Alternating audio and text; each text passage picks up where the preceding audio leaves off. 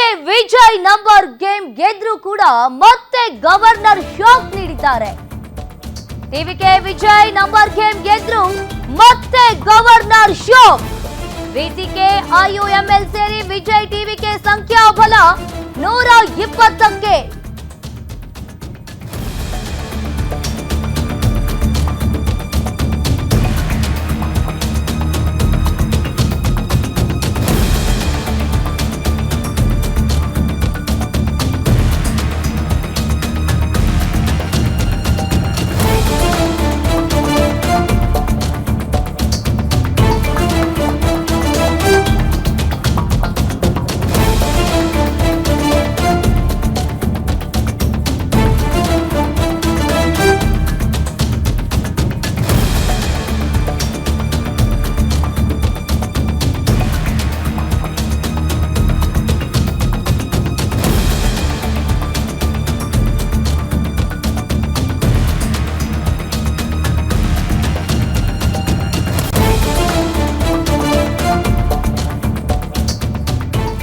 TVK Vijay number game ಗೆದ್ರು ಕೂಡ ಮತ್ತೆ ಗವರ್ನರ್ ಈಗ ಶಾಕ್ ನೀಡಿದ್ದಾರೆ. ವಿಸಿಕೆ IUML ಸೇರಿ ವಿಜಯ್ ಟಿವಿಕೆ ಸಂಖ್ಯಾಬಲ 120ಕ್ಕೆ ಏರಿಕೆ ಆಗಿದೆ. ಆದ್ರೂ ಕೂಡ ಇಲ್ಲಿ ಗವರ್ನರ್ ವಿಜಯ್ ಅವರಿಗೆ ಶಾಕ್ ನೀಡಿರುವಂತದ್ದು. ಸೋಮವಾರದವರೆಗೂ ಮುಂದುವರಿಯಲಿದೆ ಸರ್ಕಾರ ಸರ್ಕಸ್.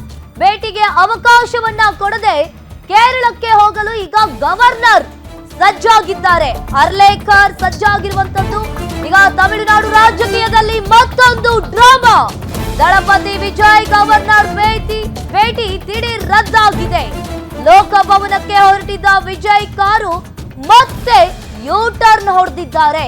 ಅರ್ಧ ದಾರಿಯಿಂದಲೇ ವಾಪಸ್ ಮನೆಗೆ ಬಂದ ವಿಜಯ್ ಸರ್ಕಾರವನ್ನ ರಚಿಸಲು ಹಕ್ಕು ಮಂಡನೆಗೆ ಟೈಮ್ ಕೊಡದ ಗವರ್ನರ್ ಸಂಜೆ 6 ಗಂಟೆಗೆ ಭೇಟಿ ಮಾಡಲು ಅವಕಾಶವನ್ನ ಕೇಳಿದ್ರು ವಿಜಯ್ ಅವರು. ಆದ್ರೆ ಇಲ್ಲಿ ಈವರೆಗೂ ಕೂಡ ಭೇಟಿಗೆ ಅಪಾಯಿಂಟ್ಮೆಂಟ್ ಅನ್ನ ರಾಜ್ಯಪಾಲರು ನೀಡ್ತಾ ಇಲ್ಲ. ದಳಪತಿ ವಿಜಯ್ ಥ್ರಿಲ್ಲಿಂಗ್ ಗೇಮ್ ನಲ್ಲಿ ಕೊನೆ ಕ್ಷಣದ ಟ್ವಿಸ್ಟ್ ಇದು. ತಮಿಳುನಾಡು ರಾಜಕೀಯದಲ್ಲಿ ದಿನಕ್ಕೊಂದು ಕೂಡ ಟ್ವಿಸ್ಟ್ ಮೇಲೆ ಟ್ವಿಸ್ಟ್ ಸಿಗ್ತಾ ಇದೆ. ಈ ಹಿಂದೆಯೂ ಕೂಡ ವಿಜಯ್ ದಳಪತಿ ಅವರಿಗೆ ಸಂಖ್ಯಾಬಲ ಇರಲಿಲ್ಲ. ಅವಾಗ್ಲೂ ಕೂಡ ಲೋಕಸಭೆಯಲ್ಲಿ ಈಗಾಗಲೇ ರಾಜ್ಯಪಾಲರನ್ನ ಅರ್ಲೇಕರ್ ಅವರನ್ನ ಭೇಟಿ ಮಾಡಿದ್ರು. ಇದು ಅವರು 4ನೇ ಭೇಟಿ ಮಾಡ್ತಾ ಇರುವಂತದ್ದು. 4ನೇ ಬಾರಿ ಭೇಟಿ ಮಾಡ್ತಾ ಇರುವಂತದ್ದು. ಈಗಾಗಲೇ ಸಂಖ್ಯಾಬಲ 120ಕ್ಕೆ ಏರಿಕೆ ಆಗಿದೆ. 120ಕ್ಕೆ ಏರಿಕೆ ಆಗಿರುವಂತದ್ದು. ಈಗ ರಾಜ್ಯಪಾಲರನ್ನ ಭೇಟಿ ಆಗೋದಕ್ಕೆ ಅಂತ ಹೇಳಿ ವಿಜಯ್ ಅವರು ಹೋದ್ರೆ ಅವರು ಕೇರಳಕ್ಕೆ ಹೋಗ್ತಾ ಇದ್ದಾರೆ. ದಿಢೀರಾಗಿ ಭೇಟಿ ರದ್ದಾಗಿದೆ. ದಳಪತಿ ವಿಜಯ್ ಗವರ್ನರ್ ಭೇಟಿ ಈಗ ದಿಢೀರಾಗಿ ರದ್ದಾಗಿರುವಂತದ್ದು. ಲೋಕಭವನಕ್ಕೆ ಹೊರಟಿದ್ದ ವಿಜಯ್ ಕಾರು ಯೂ ಟರ್ನ್ ಹೊಡೆದಿದ್ದಾರೆ. ಇನ್ನು ದಿನಕ್ಕೂ ಕೂಡ ತಮಿಳುನಾಡು ಸರ್ಕಾರದಲ್ಲಿ ತುಂಬಾನೇ ಸರ್ಕಸ್ ನಡೀತಾ ಇದೆ. ವಿಜಯ್ ಅವರು ಈಗಾಗಲೇ ಒಂದ್ ಕಡೆ ಅವ್ರದ್ದು ತಮಿಳುನಾಡು ಕ್ಷೇತ್ರದಲ್ಲಿ ಈಗಾಗಲೇ ಸಾಕಷ್ಟು ಬಹುಮತ ತಗೊಂಡ್ರು ಕೂಡ ಒಂದ್ ಕಡೆ ಅವರು ಸರ್ಕಾರವನ್ನ ರಚನೆ ಮಾಡೋದಕ್ಕೆ ತುಂಬಾನೇ ಸರ್ಕಸ್ ಅನ್ನ ಮಾಡ್ತಾ ಇದ್ದಾರೆ. ಇನ್ನು ಮೊನ್ನೆ ವಿಸಿಕೆ ಅವರು ನಾವು ಬೆಂಬಲ ಕೊಡೋದಿಲ್ಲ ಅಂತ ಹೇಳಿದ್ರು.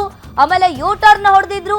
ಆಮೇಲೆ DMK ಜೊತೆ ಸೇರ್ಕೊಂಡಿದ್ರು. ಇವಾಗ ಮತ್ತೆ ಟಿಕೆ ಪಕ್ಷ ಬಂದಿದೆ. ಇಲ್ಲಿ ಒಂದ್ ಕಡೆ ಕಾಂಗ್ರೆಸ್ ಇಂದ 5, CPM ನಿಂದ 2, CPI ನಿಂದ 2, ಹಾಗೆ ವಿಸಿಕೆ ಪಕ್ಷದಿಂದ 2, ಒಟ್ಟು ಇಲ್ಲಿ 120ಕ್ಕೆ ಏರಿಕೆ ಆಗಿದೆ.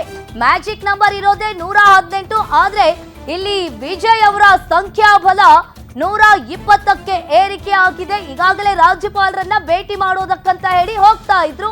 ಆದ್ರೆ ರಾಜ್ಯಪಾಲರಾದಂತಹ ಅರ್ಲೇಕರ್ ಅವರು ಈಗ ಕೇರಳಗೆ ಭೇಟಿ ನೀಡುವ ಹಿನ್ನೆಲೆಯಲ್ಲಿ ಇಲ್ಲಿ ಮೀಟಿಂಗ್ ಅನ್ನ ರದ್ದು ಮಾಡಿದ್ದಾರೆ. ಹಾಗಾದ್ರೆ ವಿಜಯ್ ದಳಪತಿ ಅವರು ತಮಿಳುನಾಡಿನಲ್ಲಿ ಅವರ ಸರ್ಕಾರವನ್ನ ರಚನೆ ಮಾಡೋದಕ್ಕೆ ಬಿಡ್ತಾರಾ ಬಿಡಲ್ವಾ ಅನ್ನೋದನ್ನ ಕಾದ್ ನೋಡ್ಬೇಕಾಗಿತ್ತೆ. ಒಂದ್ ಕಡೆ ತಮಿಳುನಾಡು ಕ್ಷೇತ್ರದ ಜನ, ತಮಿಳುನಾಡಿನಲ್ಲಿ ಸಿಕ್ಕಾಪಟ್ಟೆ ಜನರು ವಿಜಯ್ ಅವರ ಬೆಂಬಲಕ್ಕೆ ನಿಂತಿರುವಂತದ್ದು. ಈಗಾಗಲೇ ಸಂಜೆ 6 ಗಂಟೆಗೆ ಭೇಟಿ ಮಾಡಲು ಅವಕಾಶವನ್ನ ವಿಜಯ್ ಅವರು ಕೇಳಿದ್ರು. ಆದ್ರೆ ಲೋಕಭವನಕ್ಕೆ ಹೋಗಿ ಅವರು ಮತ್ತೆ ಯೂ ಟರ್ನ್ ಅನ್ನ ಹೊಡೆದಿದ್ದಾರೆ. ಹಾಗಾದ್ರೆ ವಿಜಯ್ ಅವರ ಹಾಗೆ ಗವರ್ನರ್ ಭೇಟಿ ಈಗ ರದ್ದಾಗಿದೆ ಅನ್ನೋದು ಗೊತ್ತಾಗ್ತಾ ಇದೆ. ಹಾಗಾದ್ರೆ ತಮಿಳುನಾಡಿನಲ್ಲಿ ವಿಜಯ್ ಅವರು ಸರ್ಕಾರವನ್ನ ರಚನೆ ಮಾಡ್ತಾರಾ ಮಾಡಲ್ವಾ ಅನ್ನೋದನ್ನ ಕಾದ್ ನೋಡ್ಬೇಕಾಗುತ್ತೆ.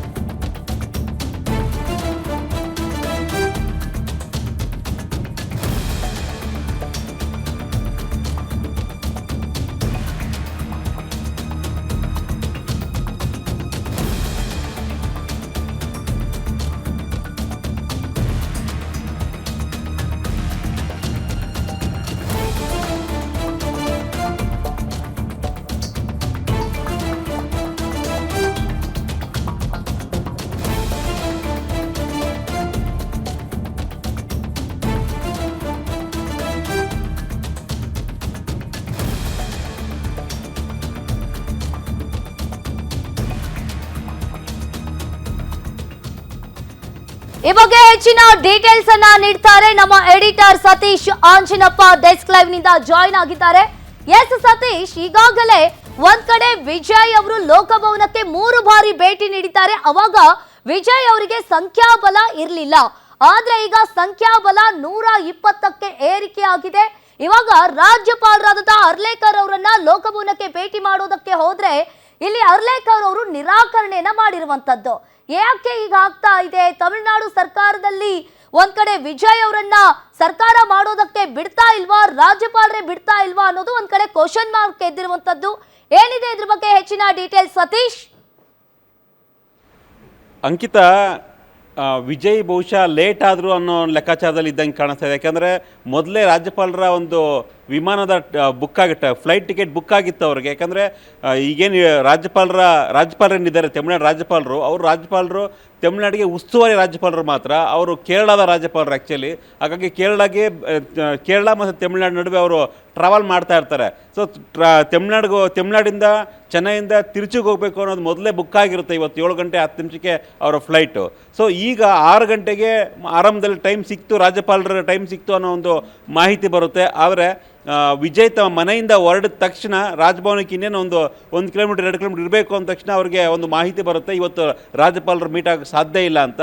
ಸೊ ಅಲ್ಲಿಂದನೇ ಯೂಟರ್ನ್ ತಗೊಂಡು ವಾಪಸ್ ವಿಜಯ್ ಅವ್ರ ಮನೆಗೆ ಬರ್ತಾರೆ. ಸೊ ಈಗ ಬರ್ತಿರ್ತಕ್ಕಂಥ ಕ್ಲೋಸ್ ಸೋರ್ಸ್ ಮಾಹಿತಿ ಪ್ರಕಾರ ವಿಜಯ್ಗೆ ರಾಜ್ಯಪಾಲರ ಅಂದರೆ ಲೋಕಭವನದಿಂದ ಒಂದು ಮಾಹಿತಿ ಹೋಗಿದೆ, ಇವತ್ತು ಪೂರ್ತಿ ಮೀಟ್ ಆಗೋಕ್ಕಾಗೋದಿಲ್ಲ, ನಿಮಗೇನೀಗ ಸಿಕ್ಕಿರ್ತಕ್ಕಂಥ ಬೇರೆ ಬೇರೆ ಪಕ್ಷಗಳ ಒಂದು ಸಪೋರ್ಟ್ ಏನು ಸಿಕ್ಕಿದೆ ಅದರ ಮಾಹಿತಿಯನ್ನು ಕಳಿಸಿ ಮುಂದಿನ ಯಾವತ್ತೂ ಪ್ರಮಾಣವಚನಕ್ಕೆ ಡೇಟ್ ಕೊಡಬಹುದು ಅನ್ನೋದ್ರ ಬಗ್ಗೆ ಲೋಕಭವನ ಮಾಹಿತಿಯನ್ನು ಕಲೆ ಹಾಕಿ ನಿಮಗೆ ತಿಳಿಸ್ತೀವಿ ಅಫಿಷಿಯಲ್ ಆಗಿ ಅನ್ನೋ ಒಂದು ಮಾಹಿತಿ ಸೋರ್ಸ್ ಬರ್ತಾ ಇದೆ. ಸೊ ಒಂದು ವಿಶೇಷ ಅಂಕಿತ, ಕಳೆದ 4 ದಿನಗಳಿಂದ ಇವತ್ತು 4ನೇ ದಿನ. ಆ್ಯಕ್ಚುಲಿ ಈಗಾಗಲೇ ವಿಜಯ್ 3 ಬಾರಿ ಮೀಟ್ ಆಗಿದ್ದರು ಗವರ್ನರನ್ನು. ಇವತ್ತು 4ನೇ ಬಾರಿ ಮೀಟ್ ಆಗೋದಕ್ಕೆ ಬರ್ತಾಯಿದ್ರು, ಬಟ್ ಗವರ್ನರ್ ಸಮಯಾವಕಾಶನ ಕೊಡಲಿಲ್ಲ. ಮೊದಲೇ ಗವರ್ನರ್ ಭೇಟಿ ಆಗಬೇಕು ಅಂದರೆ ಕೆಲವೊಂದಿಷ್ಟು ಶಿಷ್ಟಾಚಾರ ಇರುತ್ತೆ, ಅದನ್ನ ಫಾಲೋ ಮಾಡಲೇಬೇಕಾಗುತ್ತೆ ಯಾರೇ ಆದರೂ ಕೂಡ. ಸೊ ಆದರೆ ಗವರ್ನರ್ನ ಭೇಟಿಯಾಗಿ ಮೊದಲು ಟೈಮ್ ಕೇಳಿದ ಬಳಿಕ ಅವರು ಟೈಮ್ ಕೊಡಬೇಕು ಇವರು ಟೈಮ್ ಕೇಳಿಲ್ವೋ ಅದ್ರ ಬಗ್ಗೆ ಸ್ಪಷ್ಟನೆ ಇಲ್ಲ. ಡೈರೆಕ್ಟಾಗಿ ಇವರು ಸಂಜೆ 6 ಗಂಟೆಗೆ ಮೀಟ್ ಆಗೋದಕ್ಕೆ ಹೊರಡ್ತಾ ಇದ್ರು, ಗವರ್ನರ್ ಮೀಟ್ ಮಾಡಬೇಕು ಅಂತ ಲೋಕಭವನಕ್ಕೆ, ಬಟ್ ಅಲ್ಲಿ ಸಿಕ್ಕಲಿಲ್ಲ. ಮತ್ತೊಂದು ಸಂಜೆ 4 ಗಂಟೆಗೆ ಇವತ್ತು VCK ಪಾರ್ಟಿ ಏನು ಸಪೋರ್ಟ್ ಮಾಡ್ತು ಅಲ್ಲಿಂದ ಲೆಟರ್ ಕಲೆಕ್ಷನ್ ಮಾಡಬೇಕು. ಅದಾದ ನಂತರ ಮುಸ್ಲಿಂ ಲೀಗ್ ಕೂಡ TVKಗೆ ಸಪೋರ್ಟ್ ಮಾಡ್ತು. ಇದೆಲ್ಲ ಪ್ರೊಸೆಸ್ ಏನಿದೆ ಮಧ್ಯಾಹ್ನದ ವೇಳೆಗೆ ಮುಗ್ದಿದ್ರೆ ಇವೆಲ್ಲವೂ ಲೆಟರ್ ಕಲೆಕ್ಟ್ ಮಾಡಿಕೊಂಡು ರಾಜ್ಯಪಾಲರನ್ನ ಭೇಟಿ ಆಗಬಹುದಿತ್ತು. ಆದರೆ ಗವರ್ನರ್ಗೆ ಭೇಟಿ ಆಗೋಕ್ಕೆ ಮುನ್ನ ಈ ಬೇರೆ ಬೇರೆ ಪಕ್ಷಗಳ ಮೆಜಾರಿಟಿಯನ್ನು ಪ್ರೂವ್ ಮಾಡಬೇಕಂತ ಅನಿವಾರ್ಯತೆ ಇದೆ ವಿಜಯ್ಗೆ. ಅದರ ಪ್ರೋಸೆಸ್ಸೇ ಸುಮಾರು ಸಂಜೆ 5 ಗಂಟೆವರೆಗೂ ಆಗೋಯ್ತು. ಸೊ ಇದು ವಿಳಂಬಕ್ಕೆ ಕಾರಣ ಅಂಕಿತ. ಒಂದು ಕಡೆ ರಾಜ್ಯಪಾಲರು ಬೇಕಂತಲೇ ಮಾಡ್ತಿದ್ದಾರಾ ಅನ್ನೋ ಒಂದು ಪ್ರಶ್ನೆ ಕೂಡ ಎದ್ದೇಳ್ತಾ ಇದೆ. ಈಗಾಗಲೇ CPM ಮತ್ತು CPI ಪಕ್ಷಗಳು ರಾಜ್ಯಪಾಲರ ನಡೆಗೆ ಆಕ್ರೋಶವನ್ನು ವ್ಯಕ್ತಪಡಿಸಿದ್ದಾರೆ. 7 ಗಂಟೆ 10 ನಿಮಿಷಕ್ಕೆ ಫ್ಲೈಟ್ ಇದೆ, 6 ಗಂಟೆಗೆ ಮೀಟ್ ಆಗ್ಬೋದಾಗಿತ್ತು ವಿಜಯ್ಗೆ ಮೀಟ್ ಆಗಿ ಟೈಮ್ ಕೊಟ್ಟು ಪ್ರಮಾಣ ವಚನಕ್ಕೆ ಅವಕಾಶ ಮಾಡಿಕೊಡ್ಬೋದಾಗಿತ್ತು. ಆದರೆ ರಾಜ್ಯಪಾಲರು ಬೇಕಂತಲೇ ರಾಜಕಾರಣ ಮಾಡ್ತಾ ಇದ್ದಾರೆ ಇದರಲ್ಲಿ ಅನ್ನೋ ಒಂದು ಪ್ರಶ್ನೆಯನ್ನು CPI ಮುಖಂಡರು CPM ಮುಖಂಡರು ಈಗ ಎತ್ತಿರುವಂಥದ್ದು. ಆದರೆ ಮತ್ತೊಂದು ವಿಚಾರ ಈಗ ಯಾವ ಥರ ಚರ್ಚೆ ಆಗ್ತಿದೆ ಅಂದರೆ ತಮಿಳುನಾಡಿನಲ್ಲಿ ಈಗ ಸಾಕಷ್ಟು ಕಳೆದ ಸೋಮವಾರದಿಂದ ವಿಜಯ್ ಅಭಿಮಾನಿಗಳು ಪಕ್ಷದ ಕಾರ್ಯಕರ್ತರು ಕಾಯ್ತಿದ್ದಾರೆ ಕಾತರದಿಂದ ಯಾವತ್ತು ಪ್ರಮಾಣವಚನ ಸ್ವೀಕರಿಸಬೇಕು ಅಂತ. ಕಳೆದ 3-4 ದಿನಗಳಿಂದ ಮ್ಯಾಜಿಕ್ ನಂಬರ್ಗಾಗಿ ಸಾಕಷ್ಟು ಸರ್ಕಸ್ ನಡೀತು, ಸಾಕಷ್ಟು ಗೇಮ್ ಪ್ಲಾನ್ ಕೂಡ ನಡೀತು. ಕಾಂಗ್ರೆಸ್ ಮೊದಲ ಬಾರಿಗೆ ಕಾಂಗ್ರೆಸ್ ಸಪೋರ್ಟ್ ಮಾಡ್ತು 5 ಜನ ಶಾಸಕರು. ಅದಾದ ನೆಕ್ಸ್ಟ್ ಡೇ CPI ಮತ್ತು CPM ಸಪೋರ್ಟ್ ಮಾಡಿದ್ರು. ನಿನ್ನೆ ಎಲ್ಲ ಸರ್ಕಸ್ ಆಯಿತು, VC ಕೆ ಸಪೋರ್ಟ್ ಮಾಡ್ತಿ ಅಂತ ಹೇಳ್ತು ಮತ್ತೆ ವಾಪಸ್ ತಗೊಳ್ತು, ಮುಸ್ಲಿಂ ಲೀಗ್ ಸಪೋರ್ಟ್ ಮಾಡ್ತು ಅಂತ ಹೇಳ್ತು ಮತ್ತೆ ವಾಪಸ್ ತಗೊಳ್ತು. ಹೀಗಾಗಿ ನಿನ್ನೆ ಎಲ್ಲವೂ ಸುಸೂತ್ರವಾಗಿ ಆಗಿದ್ದರೆ ಬಹುಶಃ ಇವತ್ತು ಪ್ರಮಾಣ ವಚನ ಸ್ವೀಕರಿಸ್ಬೋದಾಗಿತ್ತು. ಆದರೆ ನಿನ್ನೆ ಲೇಟ್ ನೈಟ್ ಸಾಕಷ್ಟು ಡೆವಲಪ್ಮೆಂಟ್ ಆಗಿದ್ದರಿಂದಾಗಿ ರಾಜಭವನಕ್ಕೆ ಏನು ಹೋಗಿ ವಾಪಸ್ ಬಂದರು ವಿಜಯ್, ಬಹುಮತವನ್ನು ಸಾಬೀತುಪಡಿಸೋಕೆ ಆಗಲಿಲ್ಲ. ಇವತ್ತಾದರೂ ಕೂಡ ಈಗಾಗಲೇ ಎಲ್ಲ ಪಕ್ಷಗಳ ಒಂದು ಸಪೋರ್ಟ್ ಮಾಡ್ತಿದ್ದೀವಿ ಅನ್ನೋ ಒಂದು ಲೆಟರನ್ನು ಏನು ಕೊಟ್ಟಿದ್ದಾರೆ, ಆ ಲೆಟರ್ನ ರಾಜಭವನಕ್ಕೆ ತಲುಪಿಸಬೇಕು. ಆ ತಲುಪಿಸಿದ ನಂತರ ರಾಜ್ಯಪಾಲರು ಒಂದು ಟೈಮ್ ಕೊಡ್ತಾರೆ, ಒಂದು ಡೇಟ್ ಕೊಡ್ತಾರೆ, ಇವತ್ತು ನೀವು ಪ್ರಮಾಣ ವಚನ ಸ್ವೀಕರಿಸಿ ಅಂತ. ಸೊ ಅದು ಪ್ರೋಸೆಸ್ ಆಗುತ್ತೆ. ಸೊ ಇವತ್ತು ಸಾಟರ್ಡೆ ಮುಗೀತು, ಅವ್ರು ಕೇರಳಕ್ಕೆ ಹೋಗ್ತಾರೆ. ಸೊ ನಾಳೆ ಆಗುತ್ತಾ ಅಥವಾ ನಾಳಿದ್ದಾಗುತ್ತಾ ಗೊತ್ತಿಲ್ಲ. ಸೊ ನೋಡಬೇಕಾಗುತ್ತೆ ಏನಾಗುತ್ತೆ ಅಂತ. ಅಂಕಿತಾ, ಎಸ್ ಸತೀಶ್, ಈಗ ಒಂದ್ ಕಡೆ ನೋಡ್ತಾ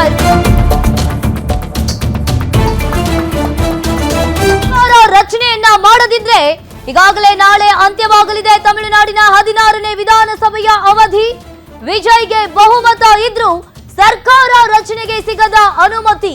ಕೇರಳಕ್ಕೆ ತೆರಳಿರುವ ತಮಿಳುನಾಡಿನ ರಾಜ್ಯಪಾಲ ಅರ್ಲೇಕರ್ ವಿವಿಧ ಪಕ್ಷಗಳ ಸಪೋರ್ಟ್ ಸಿಕ್ಕಿದ್ರು ಕೂಡ ವಿಜಯ್ಗೆ ಇಲ್ಲಿ ಸಂಕಷ್ಟ ತಪ್ತಾ ಇಲ್ಲ. ಇಲ್ಲಿ ನಾಳೆ 16ನೇ ವಿಧಾನಸಭೆಯ ಅವಧಿ ಅಂತ್ಯವಾಗಿರ್ತಾ ಇರೋದ್ರಿಂದ ಅವಧಿ ತುಂಬಾನೇ ಕಡಿಮೆ ಇದೆ ಅಂತಾನೆ ಹೇಳ್ಬಹುದು. ಇನ್ನು ಈಗಾಗಲೇ ನಾಳೆ ಸರ್ಕಾರ ರಚನೆ ಮಾಡ್ತಿದ್ರೆ ರಾಷ್ಟ್ರಪತಿ ಆಡಳಿತಾನ ಹಾಗಾದ್ರೆ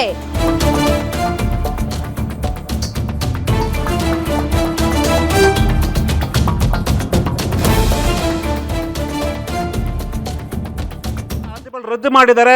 ಇಮಿಡಿಯೇಟ್ ಆಗಿ ಏನು ಸಂಜೆ 7 ಗಂಟೆ 10 ನಿಮಿಷಕ್ಕೆ ರಾಜ್ಯಪಾಲರು ಹೋಗಬೇಕಾಗಿದ್ದು ಕೇರಳ ಪ್ರವಾಸಕ್ಕೆ, ಆ ಕೇರಳ ಪ್ರವಾಸವನ್ನೇ ರದ್ದು ಮಾಡಿದ್ದಾರೆ. ಈ ಮುಖಾಂತರ ವಿಜಯ್ಗೆ ಟೈಮ್ ಕೊಟ್ಟಿದ್ದಾರೆ ಅನ್ನೋ ಒಂದು ಮಾಹಿತಿ ಬರ್ತಾ ಇದೆ.